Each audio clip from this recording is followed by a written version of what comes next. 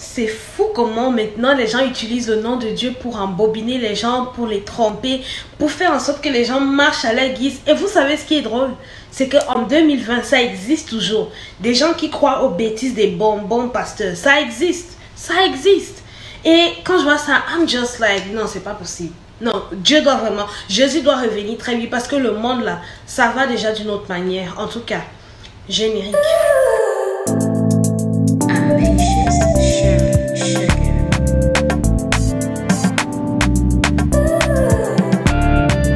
Hello my ambitious people, welcome back to our channel. J'espère que vous allez bien. Moi en tout cas, I'm fine, ok? I'm fine. So guys, today on se retrouve pour une vidéo un peu particulière. Un sujet qui me fâche depuis quelques temps. Je vois ça, ça me... You know? C'est ce sujet de ces pasteurs qui divisent les familles. Ces pasteurs qui se prennent pour Dieu pour venir dire à certains membres de leur famille que non, ne marche plus avec telle personne, brûle tel membre de ta famille, chasse ton enfant parce que c'est un sorcier. Like, really? Really? Vous pensez que vous êtes qui? Vous êtes Dieu?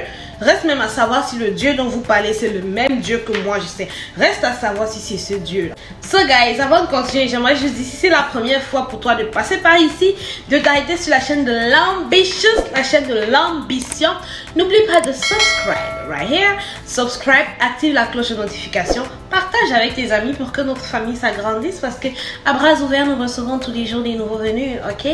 Donc, aujourd'hui, nous allons parler de ce sujet des pasteurs. Ces pasteurs-là qui s'ingèrent dans les vies de famille des gens pour venir tout gâter. On en a marre de ces pasteurs-là. Ok, so today, nous allons en discuter. Donc, si vous ne le savez pas, souvent, il y a des personnes qui s'auto-proclament hommes de Dieu ou femmes de Dieu. Parce que oui, même les femmes sont incluses dans ce circuit de bonbons pasteurs. Hein. C'est comme ça qu'on les appelle chez nous en Afrique. Des bonbons pasteurs, ça veut dire des pasteurs qui viennent sous la couverture d'hommes de Dieu, mais qui vous prêchent leur évangile à eux en prenant quelques phrases de la Bible et les détourner pour que vous puissiez marcher selon ce que eux, ils veulent. Ça, c'est une définition brève des bonbons pasteurs. So, dernièrement, j'ai vu sur les réseaux sociaux quelque chose qui m'a d'abord fait très mal. Un enfant de 8 ans qui a été chassé par ses parents de la maison familiale. Vous savez pourquoi? Parce que le pasteur a dit à ses parents que cet enfant en question était un sorcier. Donc, il fallait que les parents se débarrassent de leur enfant. Sinon, leur vie n'allait pas évoluer. Sinon, l'enfant allait gâter leur vie. Donc, en fait, toi, parent, papa, maman, whatever, tu prends le temps de concevoir ton enfant, ok? Vous prenez le temps de faire votre enfant parce que l'enfant, ça se fait pas seul.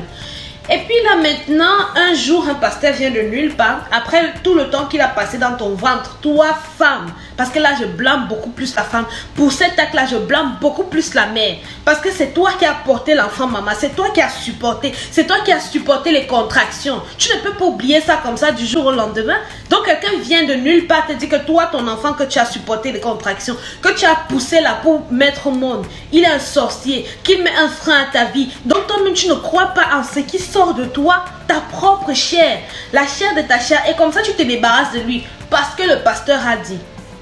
D'autant diront que non, faut pas dire ça, tu ne connais pas ce qui s'est passé, faut pas juger, j'ai pas besoin de savoir ce qui s'est passé.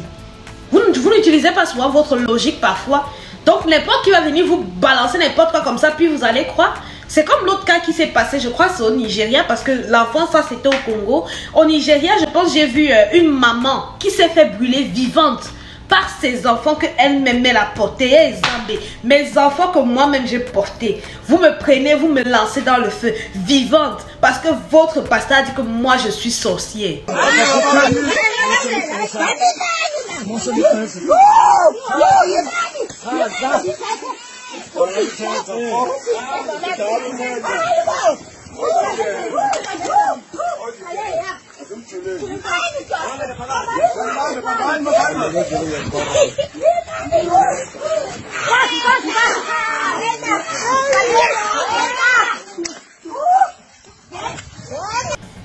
Où va le monde?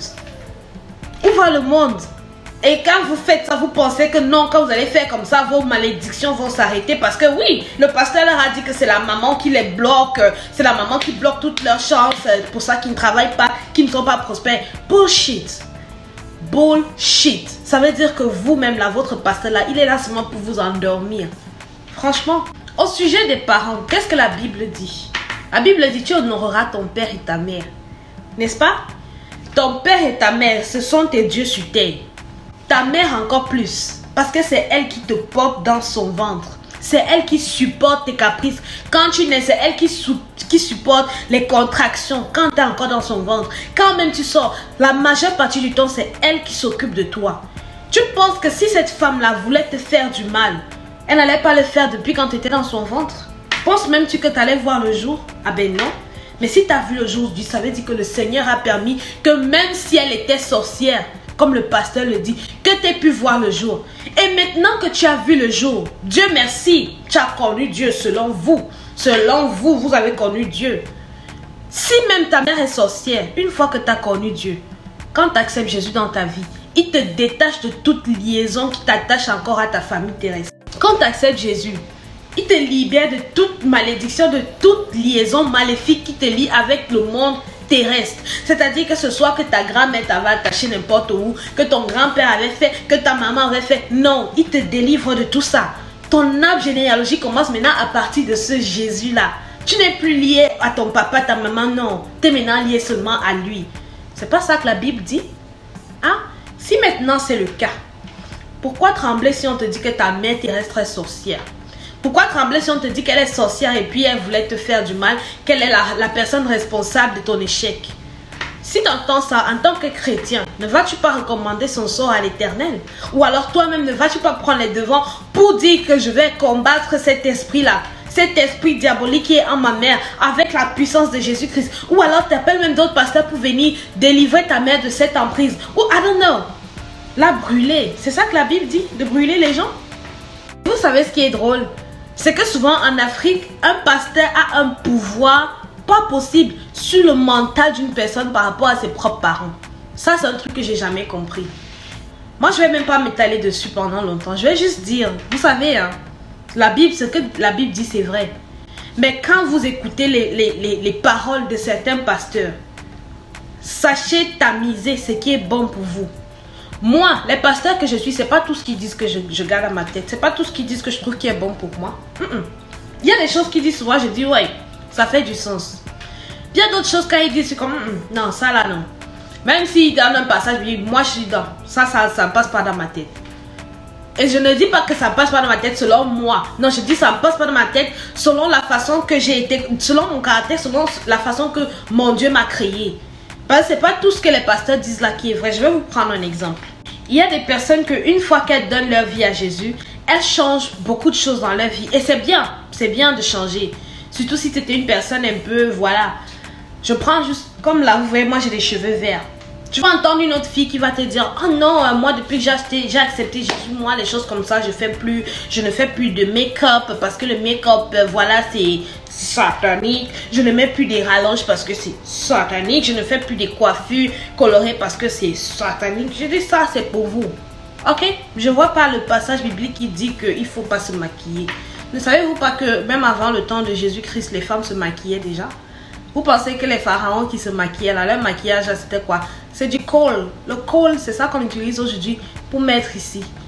C'est ça, le maquillage il existe depuis. C'est pas nouveau. Donc ça, c'est juste un exemple sur 1000. D'accord? Mais pour ces enfants qui ont brûlé leur maman là, ça, ils pensent que leur malédiction est finie. Là, ils ont accéléré encore leur malédiction. Fois 50 000 même. Ils ne connaissent pas ce qui les attend. Ta maman, tu la brûles. Ta maman. Ah, malédiction de ça là. Cauchemar vivant qu'ils vont vivre là. Ils sont même pas prêts pour ça. Ils sont même pas prêts. Ne soyez pas surpris qu'après là, vous allez entendre qu'ils sont allés brûler eux-mêmes leur propre pasteur qui leur a dit que leur mère c'est une sorcière. Parce que ce qu'ils vont commencer à vivre maintenant là, vous n'êtes pas prêts, je vous dis. En gros guys, pour finir cette vidéo, je voudrais juste vous dire les histoires de pasteurs, ce que les pasteurs donnent comme révélation dans votre vie, pour votre futur, dans votre famille, c'est vraiment à prendre avec des pincettes. Moi, je vous dirais, cherchez avant d'écouter d'abord la voix du pasteur, cherchez à écouter d'abord la voix de Dieu même.